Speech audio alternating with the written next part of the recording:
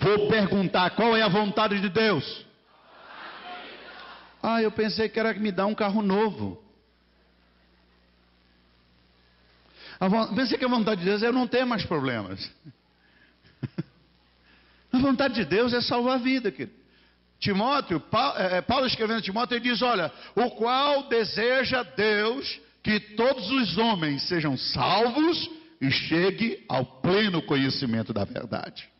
Essa é tão a vontade de Deus que João 3,16 diz que Deus amou o mundo de tal maneira que deu o seu Filho unigênito para que todo aquele que nele crê, não, mas seja salvo. Ter a vida eterna é ser salvo. Então a minha condição do envio é essa. O Senhor nos envia para isso, mas eu preciso viver a multiplicação desse envio, porque tem muita gente que está perdendo essa bênção. Tem muita gente que passou o ano inteiro e não desfrutou da bênção do envio. A bênção do envio não se multiplicou na vida dele. Ele passou o ano inteiro e não houve multiplicação na vida dele.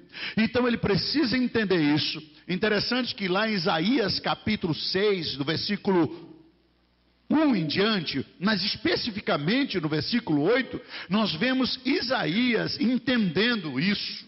Entendendo o chamado, entendendo o envio, porque quando ele vê o Senhor assentado num alto e sublime trono, ele então sente convicção dos seus pecados. Ele diz, ai de mim que vou perecer, porque sou um homem de lábios impuros e os meus olhos viram o Senhor. Mas Deus, como é misericordioso e veio salvar, buscar o perdido, ele então envia um querubim, diga um serafim, diga um serafim, diga serafim.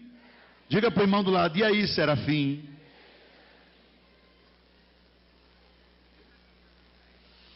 Ele envia um serafim com a brasa. E o serafim vai buscar essa brasa no altar. Diga, serafim, busca a brasa no altar.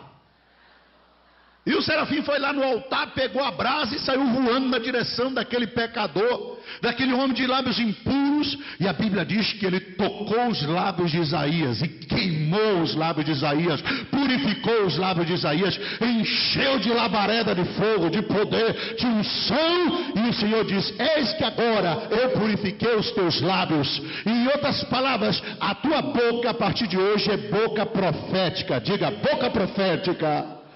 Olha para o irmão do lado e diz, e aí, boca profética?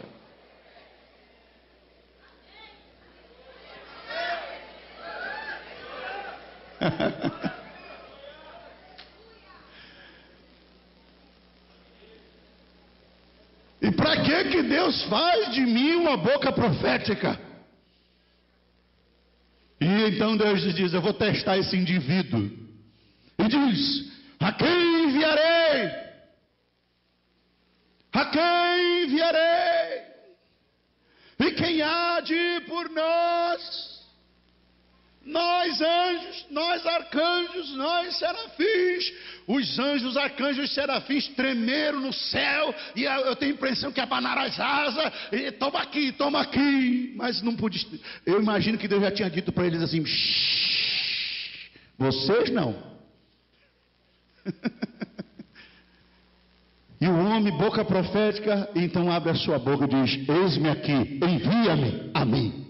Me envia. E Isaías entendeu o chamado de Deus. Isaías entendeu o envio de Deus para a sua vida. Agora, olha para o serafim que está do teu lado aí. Diz: irmão, um serafim já tocou os teus lábios. Diga para ele assim, diga assim: irmão, levanta, Atenais. Levanta, Atenais aí. Vai. O que é que tu tem na mão aí, irmão? Quem tem Bíblia? Levanta a Bíblia. Levanta, Atenais. Levanta, Atenais.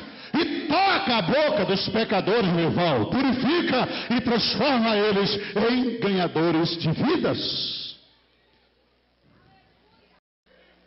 A ficha vai cair, eu tenho certeza. Vai demorar um pouquinho, mas vai cair.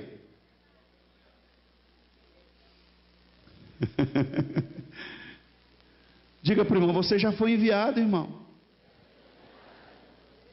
Agora diga para ele, nós precisamos multiplicar esse envio. A partir desse momento, Isaías se tornou outro homem. Isaías se tornou uma outra pessoa. E na vida de Pedro, do texto que nós lemos hoje, não foi diferente. Na vida de Pedro foi algo extraordinário. O envio na vida de Pedro mudou a vida dele. Transformou a vida dele. Aconteceu alguma coisa com esse retorno aqui, não sei o que houve. Deixa quieto, porque eu grito mesmo. Tá? E ainda nem esquentei. Você já me conhece. Então veja bem. Pedro teve a sua vida mudada. Depois de que o Senhor chamou ele. Então o Senhor tem para nós, querido, a bênção do envio. Diga, o Senhor tem para mim a bênção do envio. E através do envio, a multiplicação. Quantos querem viver essa multiplicação? 2012, Deus quer fazer de você um ganhador de alma tremendo, querido. 2013, Deus quer derramar sobre você uma unção que vai fazer você ser você e mais 3 no mínimo. Parece que eu tenho uma dúzia de crente aqui. Vou explicar. Em 2013, Deus quer fazer de você um multiplicador. De ter pelo menos você e mais 3. Pode aplaudir o Senhor e glorificar a Deus.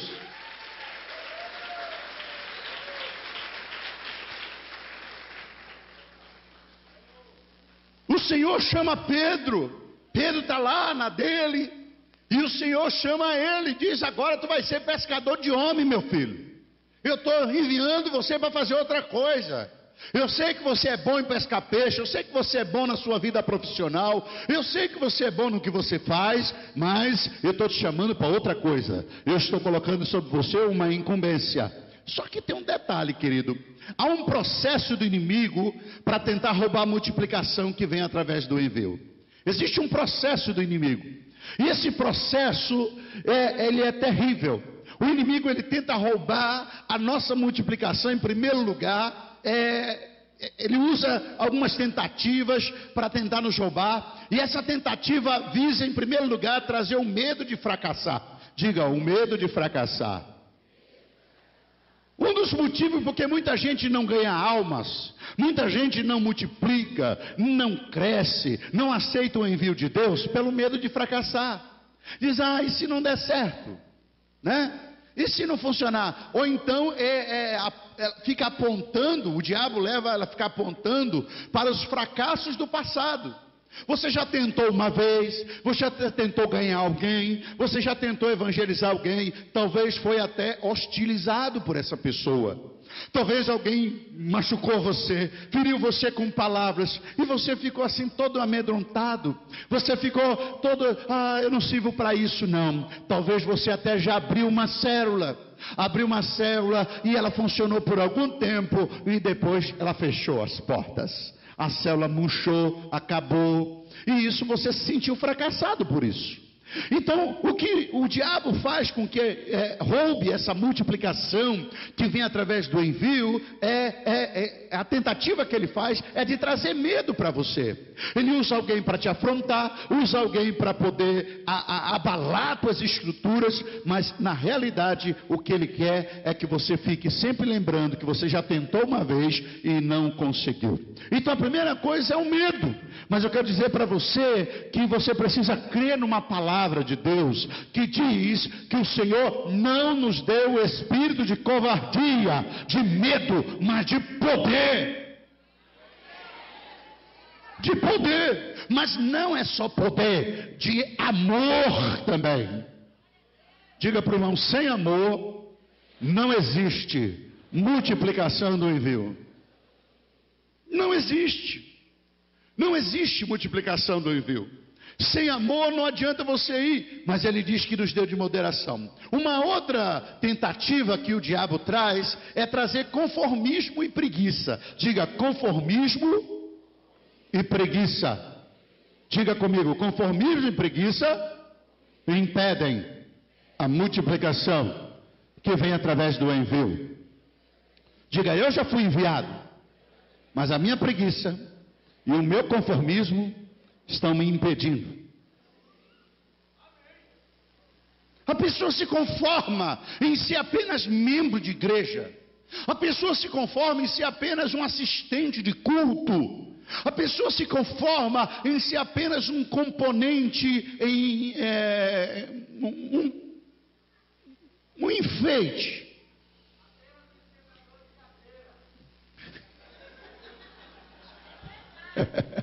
Esquentador de cadeira. Alguém que foi chamado para ser eternamente discipulado, que na realidade ele faz do discipulador um ouvinte, um ouvinte eterno das suas lamúrias e das suas deficiências, mas ele mesmo não muda nada. Então o conformismo, ou então ele fica naquela filosofia grega, romana, de que ele não foi chamado para ser um líder, ele não foi chamado para liderar, ele foi chamado para ser liderado. Isso é filosofia humanista grega romana, herdada da Grécia e que Roma roubou e agora passou para a igreja evangélica, porque Lutero era romano.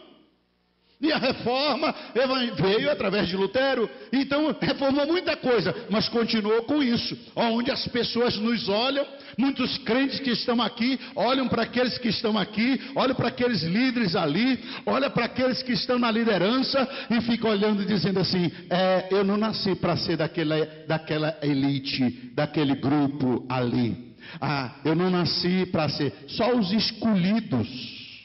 Porque o grego, ele cria que só os escolhidos pelos deuses podiam liderar. O grego acreditava que só uma elite minoritária era chamada para aquilo. Deixa eu te dizer uma coisa, querido. Deus esta noite arranca da sua mente essa filosofia grega romana. Você já foi chamado por Jesus Cristo e Ele já enviou você. Ide por todo mundo, pregai o Evangelho a toda criatura. Diga, eu já fui chamado. Diga, eu sou líder. Diga, eu sou o que a Bíblia diz que eu sou. Bota a mão na cabecinha e diz assim, conformismo, sai da minha vida.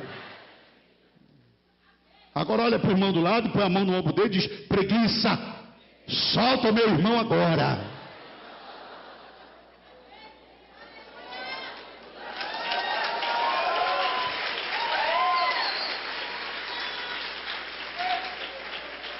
Aleluia! Sabe, a preguiça e o conformismo nos leva a nos contentar com o presente. Eu já contei uma vez para vocês, um desses anos, que uma igreja batista lá em Brasília fez um concurso para escolher um pastor, que a igreja batista faz mais ou menos isso. Convida para uma conferência, uns 4 pastores, para ver qual igreja gosta mais. Esse é o sistema deles. Não sei onde foi que eles aprenderam, mas é um sistema democrático, e democracia não pertence à Bíblia, não pertence à igreja. A igreja é teocrática, amém? Não é democrática, apesar que eu nem gosto desse negócio de demo, tá? Então veja bem, aí chamaram o pastor, aí foram os 4 pastores, pregaram, apresentaram suas cartas, e eles escolheram um, gostaram mais de um, e chamaram ele, convidaram ele para ser pastor. E quando chegou aquele pastor, aquela igreja tinha uns 60 membros, mais ou menos, um pouquinho menos.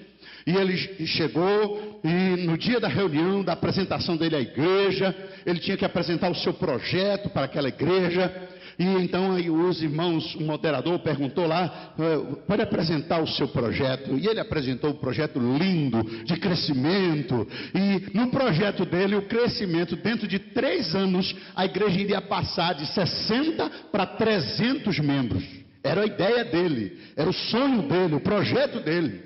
Um trabalho de evangelismo e de ganhar almas. Quando ele terminou de apresentar, a igreja se levantou e rejeitou ele. Levantaram e disseram, o senhor não serve para a nossa igreja, nós nos equivocamos. E eles disseram, mas por que? Vocês não gostaram do projeto? Eu disse, não, o projeto é bom, só que está fora das nossas aspirações. Mas como assim? É porque o senhor falou no seu projeto aí, que quer que dentro de 3 anos a igreja passe de 60 para 300 membros. E nós não queremos isso. Mas como assim vocês não querem? Isso é porque aqui nós já nos conhecemos. Os nossos filhos já se conhecem. As nossas famílias já se conhecem. Nós já temos um relacionamento muito bom. E nós não queremos gente estranha no nosso meio. A gente não quer gente diferente. Você vai começar a trazer gente estranha. E sabe lá de que buraco saiu essa pessoa. E pode contaminar os nossos filhos. Pode mexer com a nossa comunhão. O pastor ficou olhando. Isso realmente eu não sei. Eu passei pastor dessa igreja mesmo. E fui embora. O que aconteceu com essa igreja? É que esta igreja era formada de gente conformada. De gente que perdeu de vista o real motivo da existência da igreja. A gente que perdeu de vista o real motivo do chamado de Deus para a vida deles. A igreja não é um clube social. Você quer um bom clube? Vá se matricular no clube dos oficiais da Marinha. Você quer um bom clube? Vá para a ABB. Você quer um bom clube? Vai para o Laios, sei lá, para o raio que o parta. Mas a igreja não é um clube social. A igreja é um quartel, é um exército que marcha para conquistar as vidas para o reino de Deus.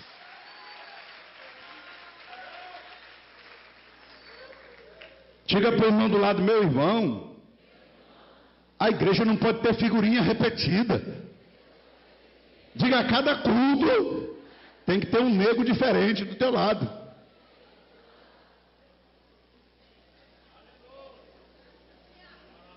Quem é que não sei, irmão, entrou na igreja ontem. Quem é que está ali? Sei lá, virou líder outro dia. É ele, não sei não. É um irmão, aceitou Jesus aí, vai multiplicando, vai crescendo. Eu fico feliz quando alguém conhece o apóstolo Agenor. Que bom que tem gente que levanta a mão aqui. Eu ficaria muito frustrada se todo ano que eu viesse aqui, todo mundo já me conhecesse.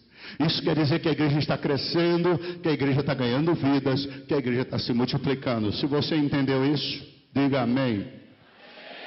O diabo também ele quer trazer incredulidade. Incredulidade pela insegurança a respeito do futuro. Então ele impede a multiplicação do envio nessa estratégia, trazendo incredulidade. Você começa a crer que Deus, aquele cidadão é muito difícil e que Deus, sei lá, acho que Deus não quer salvar essa pessoa. Eu acho que Deus não quer me usar. Eu acho que não é bem assim. Eu acho que, eu não acredito que Deus vai me usar tanto quanto usa o apóstolo Agenor. Meu irmão, deixa de bobagem. Deus usa você até mais do que me usa, meu irmão. Tem gente aqui muito mais usado do que eu, que poderia estar aqui também. Mas paciência, me chamaram eu, então a bola da vez sou eu. Então quer dizer que você também vai ser um canal de bênção para as pessoas, na medida que você crê. Na medida